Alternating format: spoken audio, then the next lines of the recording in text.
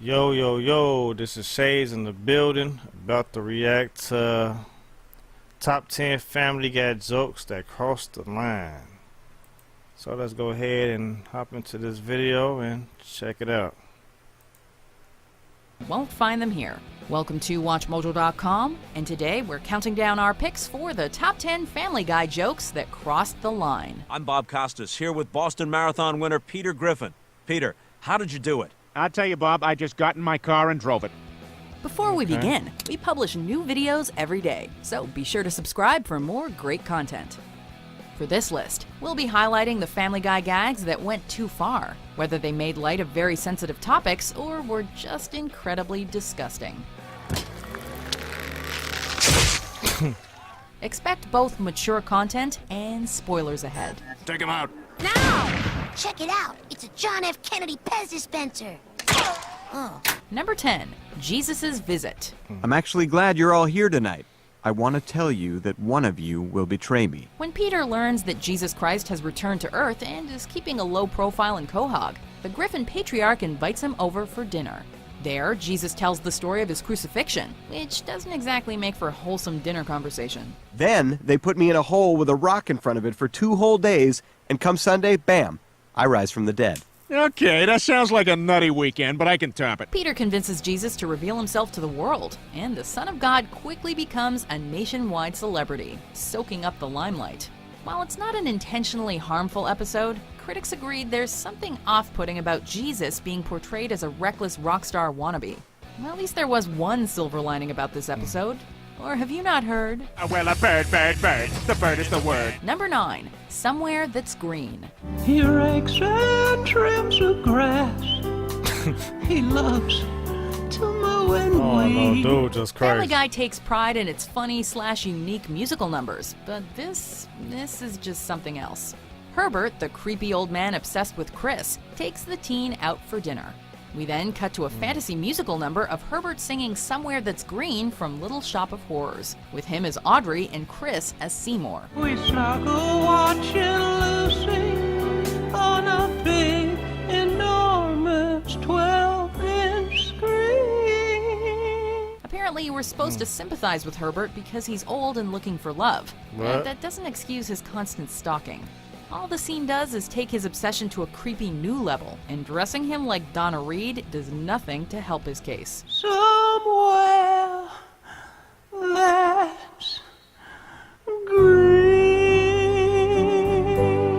That's just crazy. Number 8, Prom Night Dumpster Baby. I'm just a prom night dumpster baby. I got no mom or dad. The scene starts out as a cutaway of a girl at a prom dropping something in the dumpster. And then it gets disturbing. An abandoned baby with a Sinatra-like voice sings the blues about being abandoned, and is soon joined by other discarded infants, all of them strutting their stuff while using their umbilical cords like canes. I miss my mom, But she's at the prom. so I'm a prom night dumpster baby. While the song has a certain charm to it and the visuals are definitely creative, it still carries a note of shock value by featuring discarded infants left in the cold. This is undoubtedly one of the show's strangest musical numbers, and yet it still managed to sneak its way past the censors. I'm taking a stroll. He's taking a stroll. I'm taking a stroll. Number 7, Vietnam Memorial. And there's the Vietnam War Memorial. During a road trip, Peter and the gang pass by the Vietnam Veterans Memorial in Washington, D.C. While there, they notice a Vietnamese man harassing 2 U.S. veterans, boasting loudly about how he killed several of their friends, and referring to the memorial as a scoreboard like an obnoxious gamer. Scoreboard! Scoreboard! Who is this supposed to be funny for exactly? See, Not only the does white it paint one, and Vietnamese then- people in an irritating Yeah. negative light, it's also insulting the memories of those who served in the war.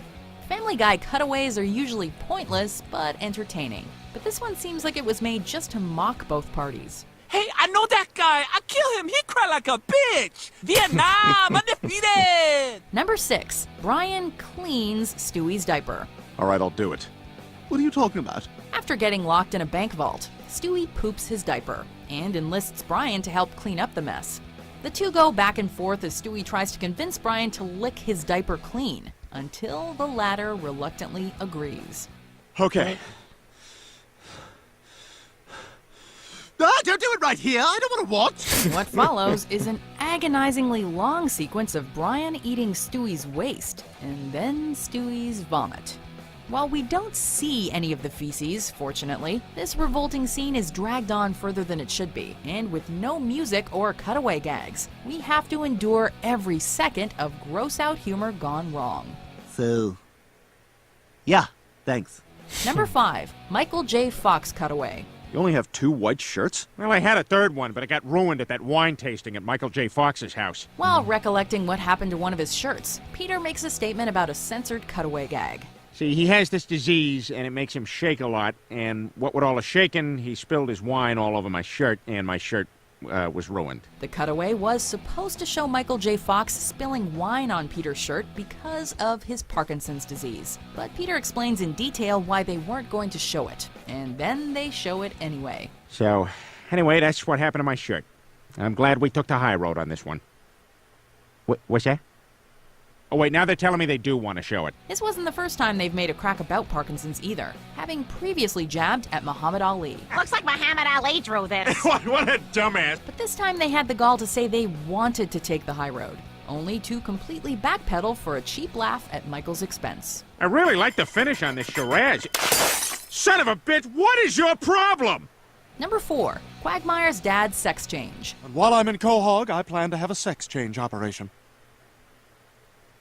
Oh, come on, just be gay. Quagmire's Navy man father is in town, but the others are puzzled by his effeminate mannerisms.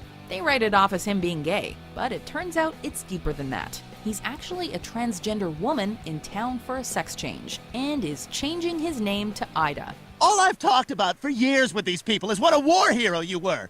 And I was. I'm changing my future, not my past. Quagmire's bitter attitude is more realistic. He's uncomfortable and confused by this sudden change in someone he deeply admires. Everyone else's attitude, however, is downright appalling, as they make crude remarks and treat Ida like some sort of monster. Brian's reaction is worst of all, making what happens to him in the end all the more cathartic. Hey, beating the If shit I out ever of see you anywhere near my house, I'll blow your head off! No.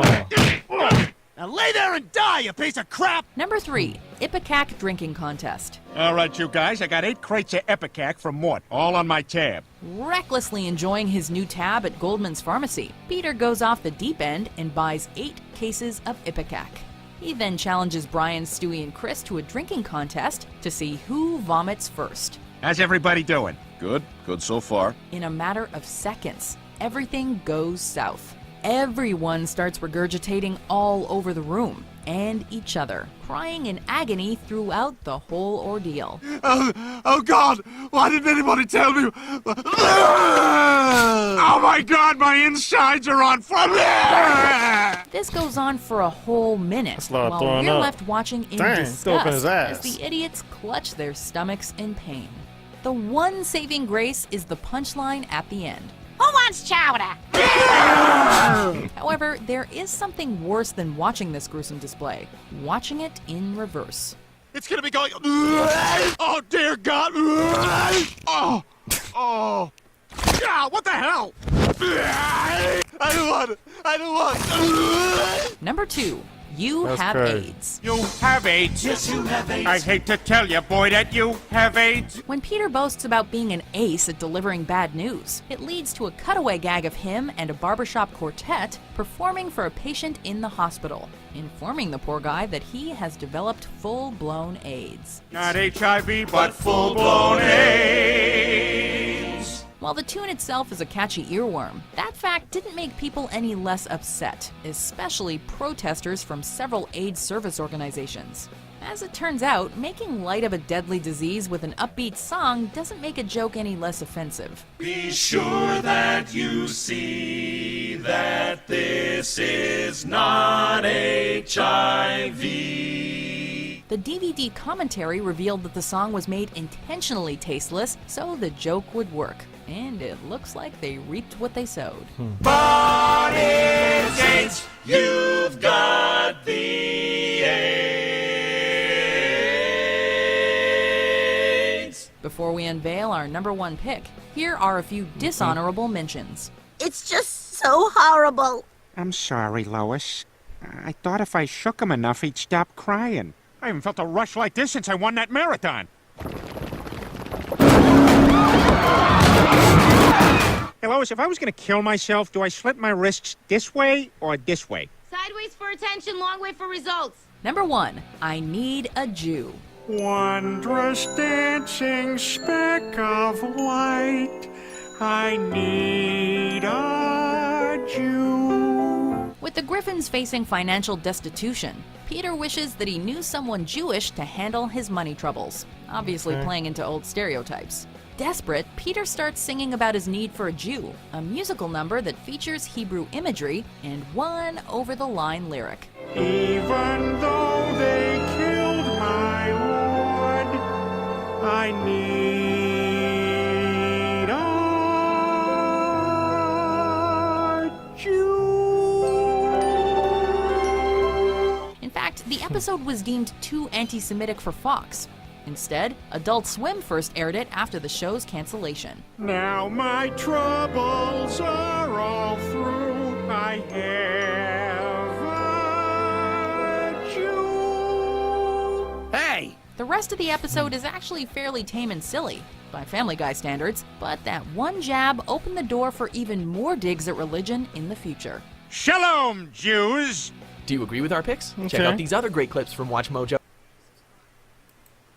Well, that was that. That was the top 10 Family Guy jokes that crossed the line. To be honest with you, it really didn't cross the line to me. Maybe to some people, but not to me. It was funny. Some things was funny. Some things was alright. But you know, that's just how Family Guy is. Family Guy is funny, and they're over the top. Just like The Simpsons is over the top. Just like Futurama is over the top. Just like Robot Chicken is over the top. So, you know, that's just what to expect for these type of shows. But anyway, I'm out. Don't forget to like, comment, and subscribe, and till next time.